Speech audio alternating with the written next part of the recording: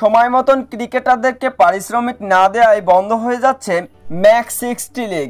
Caribbean এই league এবারে বন্ধ হয়ে যাচ্ছে শুধুমাত্র সময় মতন ক্রিকেটারদের পারিশ্রমিক না দেওয়ায়। ম্যাক্স 60 লিগে খেলছেন Bangladeshi allrounder cricketer Shakib Al Hasan. Miami ব্লেজারে হয়ে খেলছেন অবশ্য বাঁহাতি অলরাউন্ডার ক্রিকেটার। ম্যাক্স 60 লিগে সাকিব আল হাসান ছাড়াও খেলছেন অনেক বড় বড় তারকা ক্রিকেটাররা। ডেভিড ওয়ার্নার থেকে শুরু করে Carlos Brathwaite, Alex Hales, Shakib Al Hasan এছাড়াও আরো অনেক বড় বড় তারকা ক্রিকেটাররা খেলছে ম্যাক্স 60 লিগে। তবে সময় মতন পারিশ্রমিক না দেওয়ায় এবারে মাঝপথেই বন্ধ হয়ে যাচ্ছে ম্যাক্স 60 লিগ। গত বছরে শুরু হয়েছিল ম্যাক্স 60 লিগ, তবে তার দ্বিতীয় আসরে এসে পারিশ্রমিক ইস্যুতে বন্ধ হয়ে যাচ্ছে ক্যারিবিয়ান এই লিগটি।